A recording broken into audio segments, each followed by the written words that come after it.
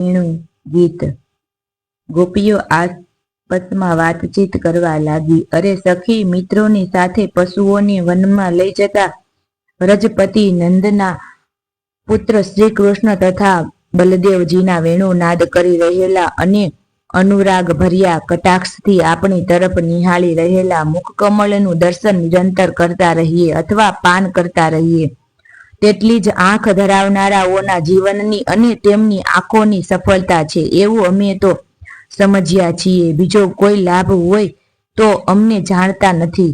અરે સખી, જ્યારે તેઓ આંબાની કુણી કૂપણો, મોરપીંછ, પુષ્પોના ગુચ્છ, રંગબેરંગી કમળ અને કુમુદની માળાઓ ધારણ કરી લે છે, શ્રી કૃષ્ણના મેઘશ્યામ શરીર પર પીતાંબર અને બલરામજીના ગોરા શરીર પર નીલંબર ફરકવા લાગે છે, ત્યારે તેમનો વેશ અત્યંત અદ્ભુત હોય છે।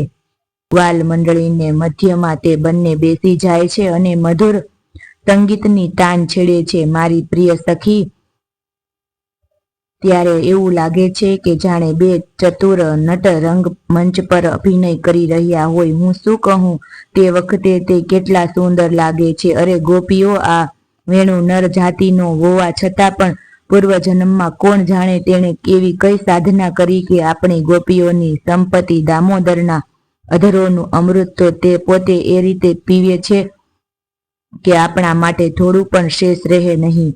અને તે જોઈને તે વેણુને પોતાના જળરૂપી દૂધથી ઉછેરનાર આ માતા જેવા ધરાઓ આજે કમળોની જેમ રોમાંચિત થઈ ગયા છે। જેવા જણાય છે આ વાસળી જેના કુળમાં જન્મી છે, તે વૃક્ષો પોતાના વશમાં ભક્ત પ્રેમી સંતાનોને જોઈને શ્રેષ્ઠ પુરુષોની જેમ રોમાંચિત થઈ હર્ષનો આંસુ સારે છે।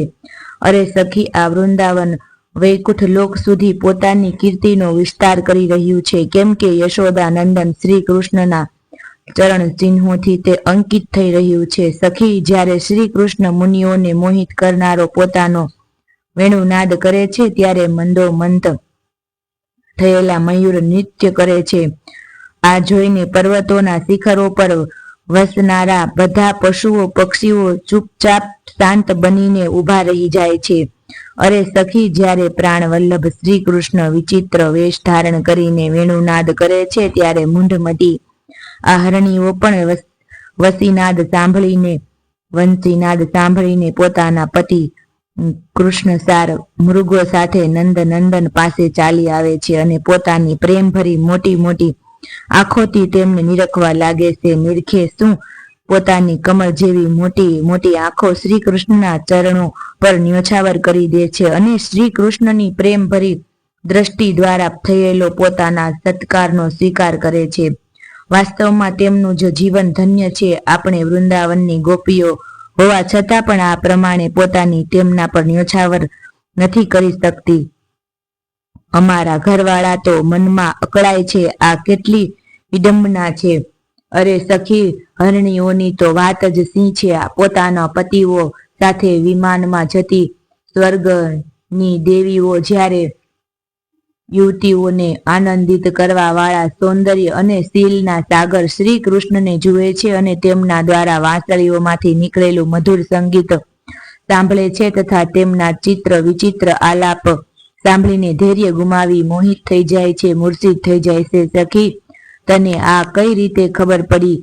સાંભળ, જ્યારે તેમના હૃદયમાં શ્રી કૃષ્ણને મળવાની તીવ્ર આકાંક્ષા જાગે છે, ત્યારે તેમને એ વાતની પણ ખબર પડતી નથી કે તેમના અંબોડામાં ગૂંથેલી વેણીના ફૂલ જમીન પર પડી રહ્યા છે, ત્યાં સુધી કે તેમને પોતાની સાડીનું પણ ભાન રહેતું નથી અને તે કમરમાંથી ખસીને નીચે પડી જાય છે।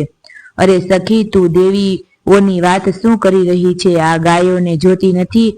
જ્યારે આપણા પ્યારા શ્રી કૃષ્ણ પોતાના મુખથી બંસરીમાં સૂર ભરે છે અને ગાયો તેમનું મધુર સંગીત સાંભળે છે, ત્યારે તેમના બંને કાનના પડિયા ઊંચા કરી લે છે અને જાણે તેનાથી અમૃત પીવે છે।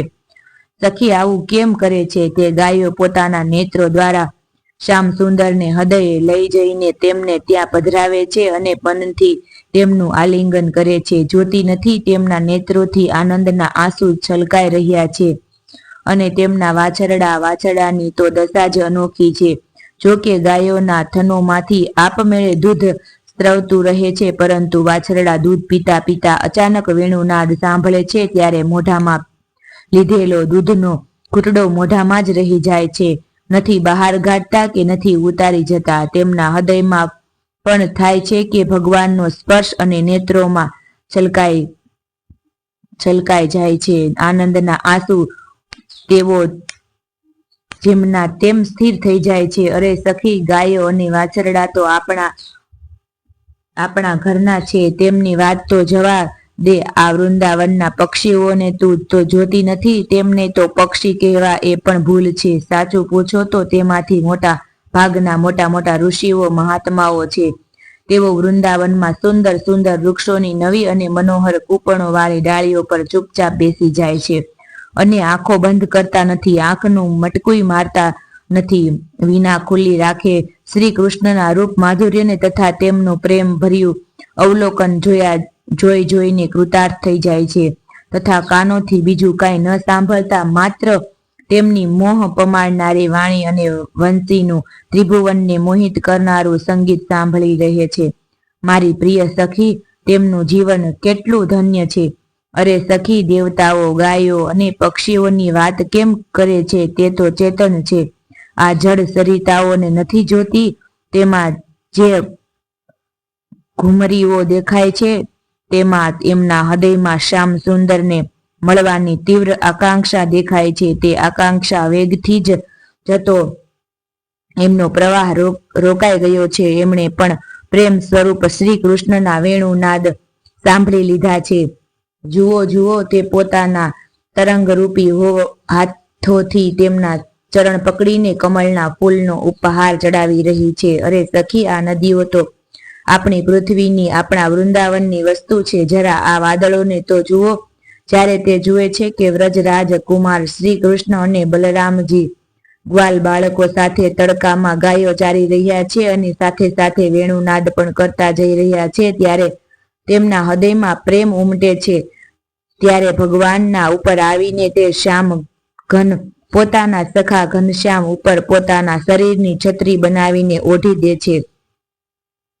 એટલું જ નહીં સખી, તે જ્યારે તેમના ઉપર ઝીણા ઝીણા ફોરા વરસાવે છે ત્યારે એવું લાગે કે તેમના ઉપર સુંદર શ્વેત પુષ્પો ચડાવી રહ્યા હોય. ના ના સખી, તેને બહાને તે તો પોતાનું જીવન જ ન્યોછાવર કરી દે છે. અલીઓ, અમે તો વૃંદાવનની આ ભીલડીઓને કૃતાર્થ માનીએ છીએ સખી. એવું કેમ? એટલા માટે કે એમના હૃદયમાં બહુ પ્રેમ છે. જ્યારે તે અમારા પ્યારા શ્રી કૃષ્ણને જુએ છે ત્યારે એમના હૃદયમાં તેમને મળવાની તીવ્ર આકાંક્ષા જાગી ઉઠી છે. એમના હૃદયમાં પણ પ્રેમનો વ્યાધિ ઉત્પન્ન થઈ જાય છે. ત્યારે તે 100 ઉપાય કરે છે તે પણ સાંભળી લો. આપણા પ્રિયતમની પ્રેયસી ગોપીઓ પોતાના વક્ષસ્થળ પર જે કેસર લગાડે છે તે શ્યામ સુંદરના ચરણોમાં લાગેલું હોય છે અને ભગવાન જ્યારે વૃંદાવનના ઘાસ પાન પર ચાલે છે ત્યારે તેમાં પણ તે લાગી જાય છે. આ ભાગ્યશાળી ભીલડીઓ તે કેસરને તે તણખલા પરથી લઈને પોતાના વક્ષસ્થળ પર અને મુખ પર ચોપડી દે છે અને આ રીતે તેઓ પોતાના હૃદયના પ્રેમ વ્યાધિને શાંત કરે છે. અરે ગોપી, આ ગિરિરાજ ગોવર્ધન તો ભગવાનના ભક્તોમાં સર્વોત્તમ છે. ધન્ય છે તેના ભાગ્યને જોતી નથી? આપણા પ્રાણ વલ્લભ શ્રી કૃષ્ણ અને નયનાભિરામ બલરામજીના ચરણ કમળોનો સ્પર્શ મેળવીને તે કેટલો આનંદિત રહે છે. એના ભાગ્યની શી પ્રશંસા કરવી. એ તો બને તો ગોપકુમારો અને ગાયોનો બહુ જ સત્કાર કરે છે. સ્નાન પાન માટે ઝરણાઓનું જળ આપે છે, ગાયો માટે સુંદર લીલું લીલું ઘાસ આપે છે. શ્રી કૃષ્ણ બલરામ અને તેમના સખાઓને ખાવા માટે કંદમૂળ, ફળ અને વિશ્રામ કરવા માટે ગુફાઓ આપે છે. ખરેખર એ ધન્ય છે. અરે સખી, આ શ્યામ ગોર કિશોરીનો તો ગતિ જ નિરાળી છે. જ્યારે ગાયોને પગે બાંધવાના નોજરાણાને ગાયોને દોહતી વખતે બાંધવાનું દોરડું મસ્તક પર લપેટીને અને ખંભા પર ગાયોને પકડાવવાની રાસ મૂકીને તેઓ ગોપ બાળકોની સાથે ગાયોને એક વનથી બીજા વન હાંકીને લઈ જાય છે.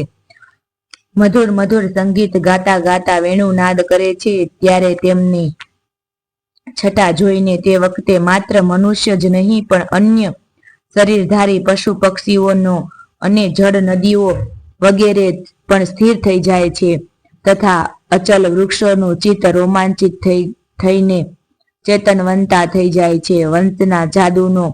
વંશીના જાદુનો બીજો શું ચમત્કાર સંભળાવું પરીક્ષિત. વૃંદાવન વિહારી શ્રી કૃષ્ણની આવી એક નહીં અનેક લીલાઓ છે. ગોપીઓ દરરોજ પરસ્પર તેમનું વર્ણન કરતી અને તન્મય થઈ જતી. ભગવાનની લીલાઓ તેમના હૃદયમાં સ્ફુરિત થવા લાગતી. વેણુ ગીત સંપૂર્ણ. શ્રી કૃષ્ણાર્પણમસ્તુ.